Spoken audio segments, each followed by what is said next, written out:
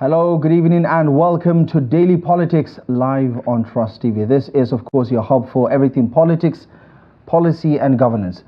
My name is Abdullahi Ahmed. Tonight on the program. Ya Allah, you!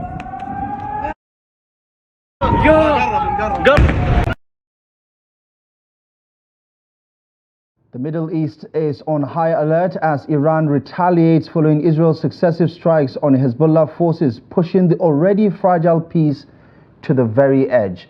What does this renewed escalation mean for regional stability and global peace? And are we witnessing the dawn of a new normal in the Middle East? Join us on Daily Politics this evening to help break down and dimension the issues as they continue to unfold is international affairs analyst Mohammed Kumo. Good evening to you and thank you so much for joining us on the program. It's good to see you again. Thank you very much for having me. Right. All right, to set the ball in motion, let's provide you with some sort of context because over 200 ballistic missiles were fired from Iran to various locations in Israel to send a clear message that Iran is ready to fight. So here are the two parties on their various points of views about the escalation in the region. הערב איראן שוב תקפה את ישראל במאות טילים. המתקפה הזאת נכשלה. היא סוכלה בזכות מערך ההגנה האווירי של ישראל, שהוא המתקדם ביותר בעולם, ואני מברך את צה"ל על ההישג המרשים. היא גם סוכלה בזכות הערנות והאחריות שגיליתם אתם אזרחי ישראל. ואני מודה גם לארצות הברית על תמיכתה במאמץ Right. Israeli Prime Minister there, Benjamin Netanyahu, of course, as ever, stern with his words about what is to come next, because he has also said that Iran will, quote, pay for what it did over the past 24 hours, as this, as you can imagine, further grabs the imagination and the attention of the world, because we understand that the volatility across that region has been on thin ice for the past 1 year since the events that unfolded on October the 7th last year. And over the past couple of months, we've seen several attacks across the region, especially with regards to the involvement of Hezbollah in the theater of operations. And of course, we do know the Iranian support for Hezbollah in that region is quite well known. So, as I did say, what does this mean, not just for the region in particular, but across the world? Because, as you can imagine, there are vested international interests with regards to not just the players involved, but developments in that particular region. Mr. Kumo, let's get your 2 cents on this renewed escalation. It's safe to say that peace was not necessarily something that was guaranteed in the region. In the wake of what has been happening in Gaza, for instance, where does this face-to-face battle between Israel and Iran, put this conversation? Yes, okay, thank you. I think, first of all, we've got to understand all these things arose because of the imposition of the settler colonial state of Israel and the occupations and what has been now generally accepted as apartheid. The people have been under a lot of oppression for a long time, and Israel has been, involved together with the backing of America in the affairs of the Middle East. Things came to a head, as you said, on October 7th with the attack of Hamas. This is the latest flare-up because it has been going on for decades and decades. Now, Israel has been doing, Israel has a great deal of impunity. It has been doing what it wanted with the full backing of America. Things reach that they've been assassinating Iranians, sabotaging their scientific and nuclear efforts for a long time. The last attack happened when, the first Iranian attack, I think that's what we are getting to, on Israel happened after the attack on the Iranian embassy in Syria, which was a clear violation of the sovereignty of the country by all norms and laws of international relations. And then this time also the assassination of Ismail Haniyeh inside Tehran, you know, it's a grave violation. And one thing people should know is that what Israel is doing is violating the sovereignty of Lebanon serially with impunity. You can see the speeches and the presentations of the representatives of Israel in the United Nations, where they disparage the United Nations inside their hall, hurl all kinds of insults at them. In fact, the last time there was a walkout when Netanyahu came to speak. In any case, all this have been coming. You can't expect these things to continue without any reaction. Yeah. And this is what we witnessed. Is Israel misunderstood? Because you hear from the likes of the United States, which is Israel's #1 ally, the United Kingdom and the rest of Europe, for instance, that have also been showing support while calling for restraint or ceasefire since the October attacks, you know, snowballed into almost 50,000 deaths so far. Yes. You know, much of it on the Palestinian side. Give me your take on how we can dimension these developments in the proper way, because you can understand that the international community has been polarized. While there is absolute condemnation for the deaths, the killings of children, the attacks on hospitals, schools, and so on and so forth, aid workers, so many reports have been published condemning some of the atrocities of the Israeli army and its activities in Gaza, in the West Bank, and in other parts of the region. What, in your view, is the takeaway from the Israeli position, from what is going on with Hamas, what is going on with Hezbollah, what is going on with Iran, for instance? Do you understand their agenda here, their end game? Is there a chance that there is a side to their argument that we need to see? Well, I think they've had the field to themselves as concerning presenting their view and their arguments. Nobody listens to anybody's arguments or rights apart from Israel's. You hear them saying many times Israel has a right to defend itself. But Lebanon doesn't have a right to defend itself from invasion. Iran doesn't have a right to defend its sovereignty. And all other countries that clash with Israel. The whole world, apart from the powerful United States, Britain, France, and who constantly veto. You see, the last time when Israel attacked the Iranian embassy, the Iranians reported to the United Nations Security Council to get a condemnation. But France, the United Kingdom, and the United States vetoed it. Now, but suddenly you see, like for example, when this attack of yesterday, the EU, the United States, everybody comes out to condemn loudly, whereas Iran is just defending itself and setting up a deterrence or maintaining its deterrence. But they get condemned for that. So, another interesting thing is that the Secretary General just yesterday also was declared persona non grata in Israel, not for condemning Israel, but for not coming out explicitly to condemn Iran. He condemned the escalation upon escalation, and then Israel heaped all kinds of insults and disparagements on him and said that he was not welcome. They called him all kinds of names. So you can imagine it's clearly one-sided with the powers that be. But the majority of the world is now clear. After all, it was Israel that took, South Africa that took Israel to the United Nations. Most of the countries of the world. You mean the ICC? The ICC for genocide. Brazil, Chile, all these countries, many of them have withdrawn ambassadors. Many of them have broken up diplomatic relations.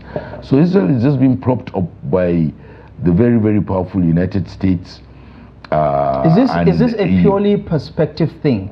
Because while you say that there is some international concession about the atrocities that have been committed, it's safe to say there is no unanimity with regards to how to go about solving the problem. Because, as you did say, the likes of Hamas, the likes of Hezbollah, for instance, have been categorized as terrorist organizations, depending on who you're talking to, right? Yes. So that muddies the conversation. But for the Nigerian viewer right now who's watching this conversation, why should they care about what is happening in the Middle East? Well, to begin with the first part of what you are saying, how to get this thing to stop. There is clear unanimity from all those observers that the only way Israel has to be stopped, because it has been the aggressor for over a long period. There is almost unanimity amongst this developing world, and in any case, Israel can only be stopped by America, because America has absolute leverage. Israel is nothing without America. They do what they do with American planes, bombs, and finances everywhere. And then they are backed by sanctions against their opponents. And like you said, being branded terrorists, you know, if you are against Israel, you are branded. As for us in Nigeria, you see, Nigeria used to be known as a leader in the liberation struggles around the world. I remember it was General Murtala, his regime, when he was there, that was, almost single-handedly, they made sure that the MPLA got into power in Angola, which was a popular thing, against the United States and the rest. They supported the African National Congress very much in many ways. Now we are nowhere to be found. And the thing is, in all developing countries, those people are fighting for liberation for all peoples of the world. There is freedom for everybody, or there will be freedom for none. And all these things keep encroaching in many ways. Yeah.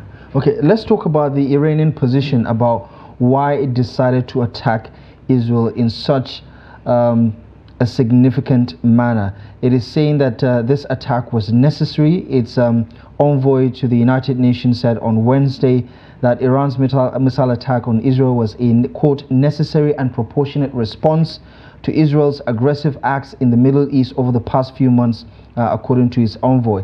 He also went further to say that he told the United Nations General Security Council that Israel only understands the language of force, warning that any acts of aggression would not go unpunished. It looks like the gloves are off, because on one hand you have Iran saying, listen, you had this coming, we're not backing down, we're ready for a fight. I mean, sending 200 ballistic missiles Israel's direction is a clear enough message. And you also have, on the other hand, Netanyahu, who's saying that, listen, Iran is going to pay for this particular attack. And to understand it, Israeli forces and Iran-backed Hezbollah fighters have been engaged in fighting on the ground in southern Lebanon after the developments of the past 48 hours. What is the next step? I mean, obviously the condemnations have come out from the regular, parties involved, the regular powerhouses, the United States and all the other key players on the global scene. What do you think comes next? More escalation or de-escalation? Well, I'm afraid, first of all, it all depends, as I said, on the whole world wants a de-escalation and a ceasefire and all that. And from the way the Iranians and even the Hezbollah played it, whereas the Israelis were targeting and bombing civilians, everything, they targeted, or they set their sights on only military targets, and they took their things step by step. You could see from their attacks and everything, they didn't want an escalation.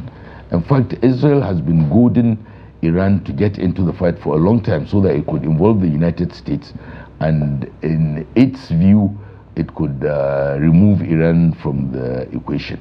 You mean a regime change? The regime change, yeah, that's what they've been doing for the past 40 plus years since the revolution, because they finally found a regime in the Middle East or even in the world that stands up to them and is not compromising with them one bit. And they have recorded great successes. You can see with all the sanctions and all that, they helped set up Hezbollah, they supported Hamas, and see what they're doing. Israel is now facing a critical challenge that it never imagined it could face.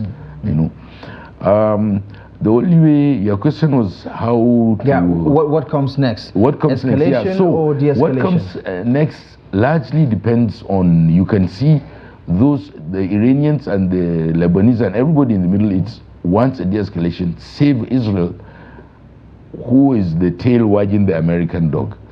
The America seems to follow Israel wherever they go, and even to at the detriment of American interests. So you're saying 200 missiles fired in Israeli directions targeting strategic locations is nothing out of the ordinary. What could they do? I mean, it's a long time coming. Many people had been waiting for it for quite a long time, to be sincere.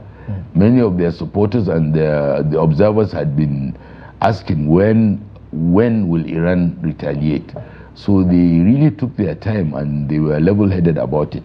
But you can't leave these things without any response. So the thing is, it's up to the Americans. If the Americans can't stop the Israelis, they have all the leverage in the world. But as I said, it's the Israeli tail wagging the American dog, you know?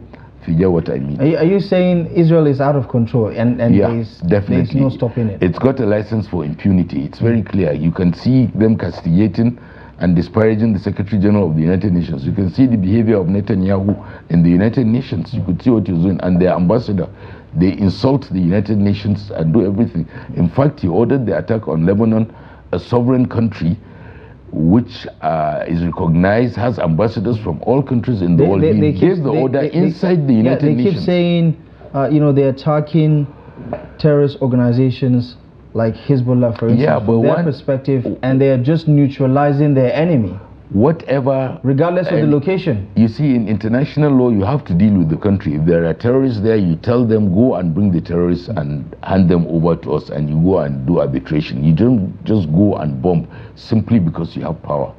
You have the impunity. And as I was saying, he gave the order inside the United Nations. Don't forget, a third at least of the United Nations walked out on Netanyahu.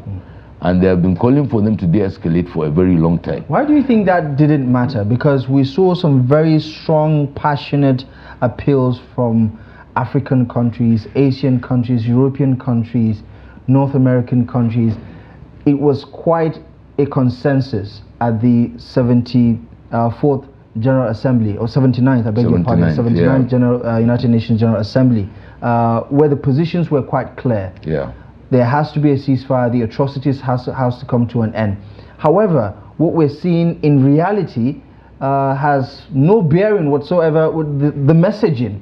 Exactly. What does that say about the current situation that we're dealing with? Because people keep saying that these events have the potential to spark an international crisis, the likes that we've never seen over the past 70-something years. I think so, because if you look at the global scene, Russia and Ukraine is a very dangerous flashpoint.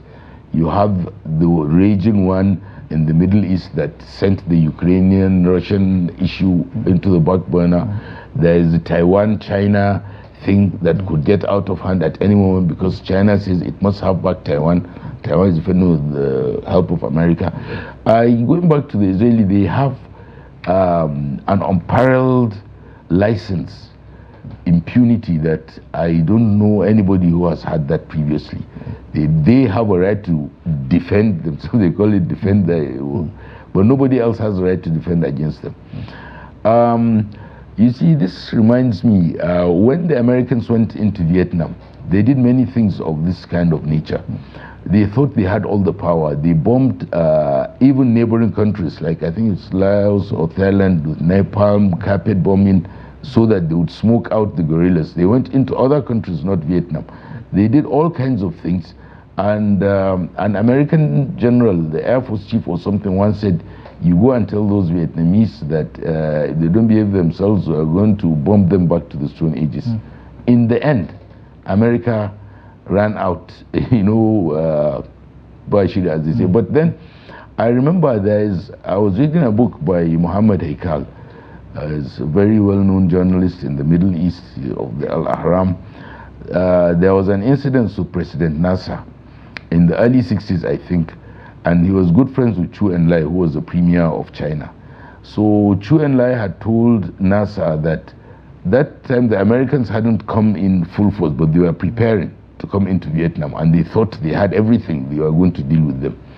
So Chu Enlai told him that we are preparing for them, we are planting the best heroin for their boys, we are going to get their skin in our hands, under our nails and all that, don't worry. So, and America was sending an envoy to go around, all this sham diplomacy just to make a show. And so Chu Enlai told him that it was just a show. Anyway, when the envoy came, he told him that he noticed that he wasn't saying anything of substance. So Nasser told him that, but Chu Enlai told me that you are just coming as a sham. You are not going to do anything, that you want to go in to attack Vietnam and all that. And that was the only time he was interested, the envoy. So he told Chu Enlai that, I'm sorry, I told the American the story you told me. He said, oh, don't worry.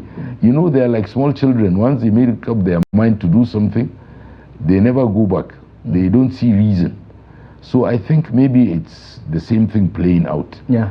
I mean, this particular back and forth between Israel and Iran has been ongoing for the past 45 years and counting now.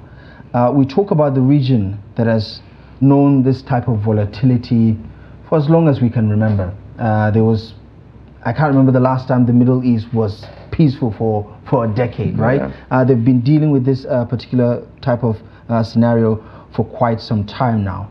In talking about what happens next, Bibi Netanyahu's position is quite clear, and if there's one thing you can give to him is that he doesn't make empty threats. They always find a way to, live up to those threats and he says Iran will pay. Yeah. What do you think is going to happen? I mean, Iran is not in the same situation as Gaza or Palestine. Yeah. It's an independent country. We know of their capabilities militarily. What do you think is likely going to happen in terms of Israel's retaliation? Well, let's see. I think they badly want to retaliate, but they're also thinking of the possible consequences, because they know they have wanted to attack Iran for a very long time. In fact, Bibi himself once completed all plans and everything. I think it was during Obama's time. He did all the plans and everything, and practice sorties and everything with the planes. But the Americans refused to support him. But he knew that if he went in, the Americans must come on board. Then some Israeli retired generals and serving generals came and warned him that he shouldn't try anything of that sort. Now, the last time Iran attacked, he said he would respond, but the response was less than laughable. So, but now the stakes are high. Maybe he feels more confident. We'll see what happens.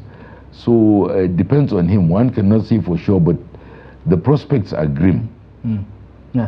To be honest, because the Americans are not ready to tame them in, and they think they can win by crushing everybody around.